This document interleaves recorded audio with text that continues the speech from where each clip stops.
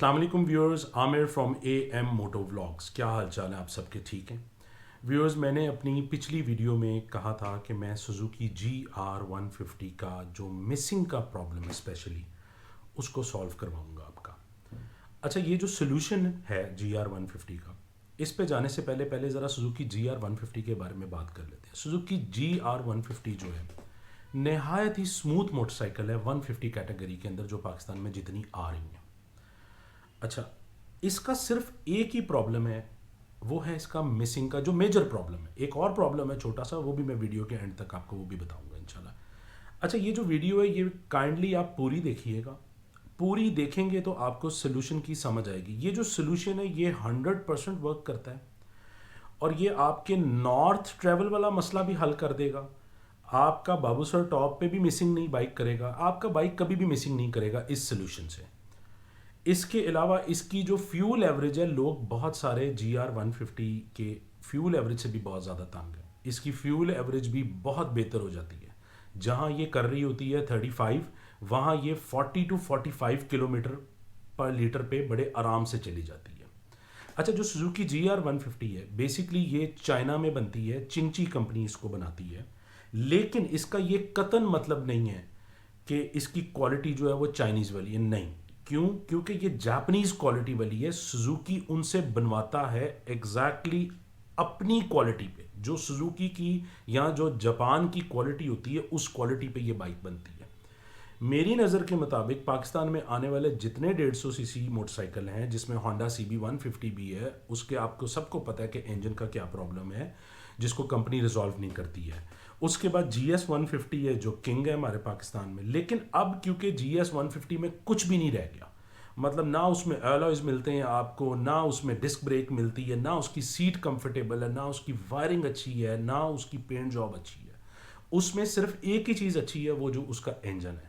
अब लोग बहुत सारे समझते हैं कि उसका इंजन बहुत ज़्यादा पावरफुल है एज़ कम्पेयर टू GR। ऐसा नहीं है।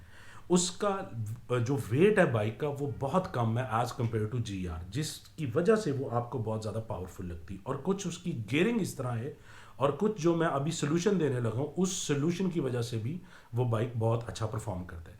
लेकिन अब जो मैं आपको सोल्यूशन दूंगा इसका, उस सोल्यूशन में आपकी बाइक का पिक भी बहुत अच्छा हो जाएगा, आपकी बाइक की मिड रेंज भी बहुत अच्छी हो जाएगी, और आपकी बाइक की स्पेशली टॉप एंड जो लोगों को बहुत ज़्यादा फिक्र होती है उसका टॉप एंड भी बेहतर हो जाएगा, बहुत बेहतर हो जाएगा। मतलब वो 120 जाएगी, आराम से जाएगी। और ये जो भी चीज़ मैं आपको दिखाऊंगा या सोल्यूशन समझाऊंगा, ये मैंने अपनी बाइक के ऊपर टेस्ट करने के बाद आप लोगों के पास लेकर आया हूँ। एंड के ऊपर मैं आपको अपनी बाइक की स्टार्टिंग की वीडियो भी दिखा दूंगा और पिक्चर्स भी दिखा दूंगा जिसमें मैंने इंस्टॉलेशन की हुई है और किस तरीके से की हुई है। आपको किसी मैकेनिक की ज़रूरत नहीं है, किसी के पास जाने की ज़रूरत नहीं है। आप ये सब चीज़ें घर पे कर सकते हैं। प्रोडक्ट घर पे मंगवाएं और करें, आप सोर्स कर सकते हैं चीज़ें। तो अब चलते हैं, मैं आपको वो दिखाता हूं कि आपने किस तरह करना है। ओके जी, अब कुछ चीज़ें समझ लेते हैं। सुजुकी GR150 के अंदर इस तरह का स्लाइड कार्बोरेटर आता है। इसको हम पाकिस्तान में स्लाइड कार्बोरेटर बोलते हैं, ठीक है जी। वो इसी से मिलता जुलता होता है, जिसकी ये फ्लोट सिस्टम थोड़ा बड़ा होता है।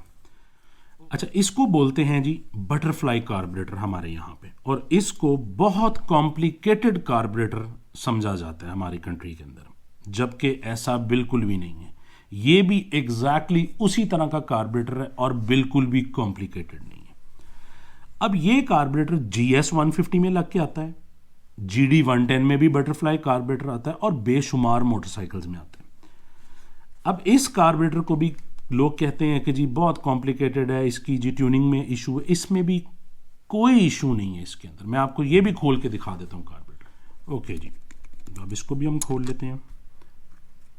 इसमें जनाब ये ऊपर स्प्रिंग होता है, ठीक है, और इसको जनाब हमारे यहाँ पे बटरफ्लाई कार्बोरेटर बोला जाता है। इसके अंदर से ये निकलता है, ठीक है जी। और इसकी भी नीडल जो है एडजस्टेबल है, आप इससे भी फ्यूल कम और ज़्यादा कर सकते हैं, लेकिन जो प्रोजेक्ट हमारा है उसमें इसको करने की ज़रूरत ही नहीं है आपको। और ये आ गया नीचे फ्लोट सेक्शन। अब व्यूअर्स, आपने करना क्या है, आपने ये कार्बोरेटर ख़रीदना है।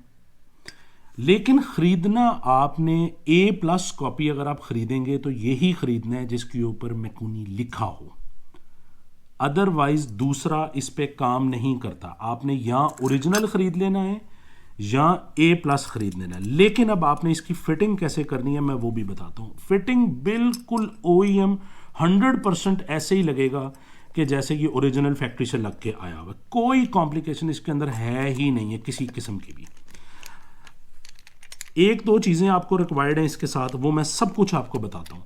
अच्छा, इसका रेस एडजस्ट करने वाला ये होता है और इसका आइडल वो जो एयर मिक्सचर स्क्रू है वो यहाँ पे इसके इस रबर के अंदर होता है। जब आप कार्बोरेटर खरीदेंगे आपको फ़िलहाल उसकी भी ज़रूरत नहीं है उसको एडजस्ट करने की, वो ऑलरेडी एडजस्टेड ही होता है।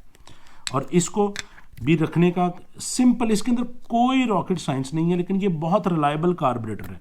ठीक है जी, इसको आपने इस तरह बिठा लेना होता है इसके अंदर और सिंपल आपने जनाब ये उन्होंने कट दिया होता है, इस कट के अंदर इस स्लॉट को रख के तो ऊपर से आपने इसका पेच कस देना। दैट्स इट, बहुत इजी है। इस कार्बोरेटर के पार्ट्स हर किस्म के आपको मिल जाते हैं, इसका जेट भी मिल जाता है, इसकी एक एक चीज़ आपको मिल जाती है।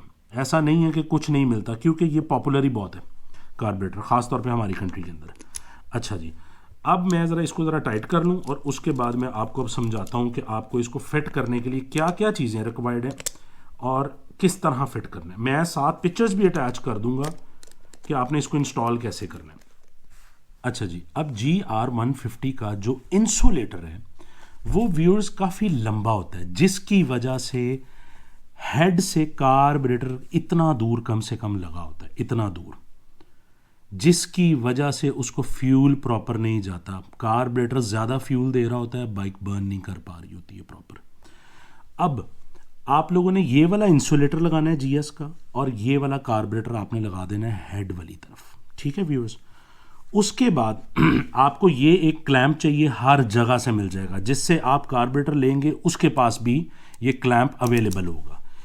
इसके अलावा चौथी चीज़ आपको जो चाहिए, मैं तीसरी बोल रहा था सॉरी, वो है GD110 की केबल। ये एक्सेलेटर केबल आपको GD110 की चाहिए। ठीक है जी, आपको GR की नहीं चाहिए। GR की क्यों नहीं चाहिए? क्योंकि GR को कार्बोरेटर लगा होता है स्लाइड वाला, वो केबल नहीं यूज़ होगी, ये काफ़ी चीप केबल है, आपको ये चाहिए। अब रह गया प्रॉब्लम कि जनाब हमने एयर फिल्टर वाली तरफ क्या लगाना है। तो व्यूअर्स, एयर फिल्टर वाली तरफ लगाने के लिए ऑलरेडी GR का जो अपना एयर फिल्टर वाला पाइप होता है वो काफ़ी लंबा होता है। आपने उस पाइप को, ठहरे मैं आपको उसका भी हाल बताता हूँ। अच्छा, वो ऑलरेडी मेरे पास अब ये बॉटल है, मैं इससे एक्सप्लेन कर देता हूँ। वो ऑलरेडी काफ़ी लंबा पाइप होता है, ठीक है व्यूअर्स, और वो समझें कि इस तरह उसके एयर फिल्टर वाले बॉक्स में लगा होता है और ये सारा ये वाला जो पिछला पार्ट है ये उसके अंदर होता है ऑलरेडी। आप लोगों ने उसको बाहर निकाल लेना है, मैं साथ पिक्चर्स अटैच कर देता हूँ, बड़े आसानी से आपको पता चल जाएगा। आप लोगों ने उसको बाहर निकाल के तो उसको उल्टा कर लेना। अब उल्टा क्यों करना है? ताकि हमें ये जो ग्रूव्स वाला पार्ट है ये हम ऑलरेडी उसके एयर फिल्टर वाले बॉक्स में दोबारा लगा लें और बाकी जो एक्स्ट्रा पाइप है हम उसको काट लें। अब व्यूअर्स, ज़रूरी नहीं है कि आप ओरिजिनल पाइप इस्तेमाल करें। अगर आप लोग नहीं करना चाहते तो आप बाहर से कोई भी पाइप ले सकते हैं।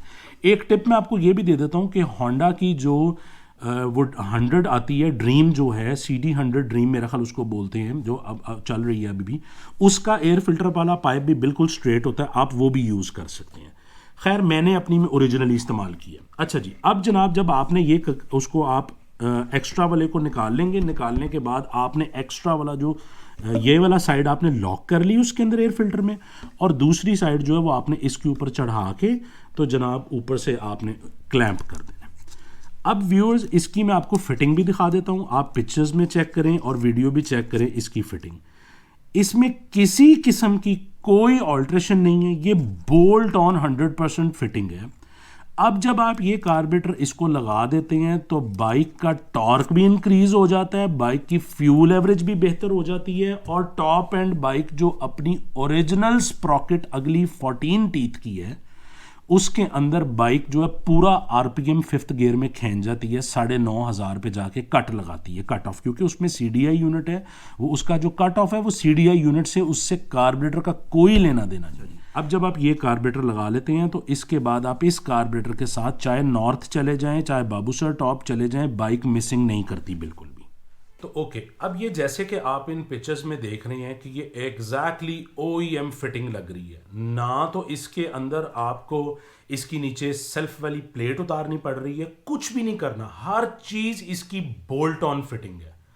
किसी को ना समझ लगे वो मुझसे मैसेज कर सकता है, नीचे कमेंट कर सकता है और मुझसे गाइडेंस ले सकता है। किसी मैकेनिक के पास जाने की ज़रूरत नहीं, कहीं और पैसे ज़ाया करने की ज़रूरत नहीं है। आपने जस्ट ये GS150 वाला कार्बेटर लेना है, लेकिन मैं दोबारा बता रहा हूँ, आपने ये A+ कॉपी लेनी है इसके अंदर। दूसरी का वो वर्क करे या ना करे उसका मैं नहीं कुछ कह सकता, लेकिन ये A+ कॉपी जो है ये वर्क करती है। इसके अलावा अब ये कार्बोरेटर लगाने से ना तो आपको बाबूसर टॉप पे कोई प्रॉब्लम होने वाली है, ना आपको कहीं पे भी किसी भी आप चढ़ाई पे चले जाएं बाइक आपकी टॉर्की महसूस करेंगे। ये जब आप फिट करेंगे आपको फिटिंग के साथ ही पता चल जाएगा कि आपकी बाइक में क्या इंप्रूवमेंट आ गई है। इसके अलावा एक और मैं आपको टिप दे देता हूँ, वो ये है कि जिन्होंने सिर्फ नॉर्थ ट्रैवल करना है वो इस टिप को मत इस्तेमाल करें। जिन्होंने ज़्यादा बाइक चलानी होती है लॉन्ग के ऊपर और शहर के अंदर, वो इसको इस कार्बोरेटर के साथ फ्रंट पे 15 टीथ की स्प्रॉकेट लगा लें। अच्छा, तो उससे क्या होगा कि बाइक का जो टॉप स्पीड है वो 120 हो जाएगी। व्यूअर्स, मैंने अपनी बाइक को मल्टीपल दफ़ा चेक किया है, ठीक है, और वो 120 जाती है इस कार्बोरेटर के साथ। इस कार्बोरेटर के साथ बाइक की दुनिया ही बदल जाती है। ठीक है जी, उम्मीद करता हूँ आपको मेरी वीडियो पसंद आई होगी, इन्फॉर्मेटिव वीडियो है, पसंद आई होगी। अगर आपको पसंद आई है तो चैनल को व्यूअर्स सब्सक्राइब कर दें, बेल आइकन को भी दबा दें और इस वीडियो को शेयर कर दें बहुत सारे लोगों के साथ जिनके पास GR है।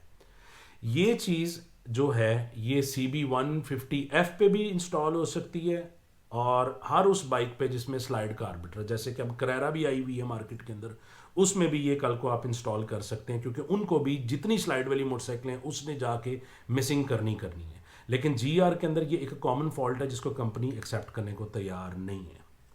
तो व्यूअर्स, दुआओं में याद रखिएगा, अपना ख्याल रखिएगा। बहुत शुक्रिया, इंशाल्लाह मिलते हैं नेक्स्ट वीडियो में। अल्लाह हाफिज़।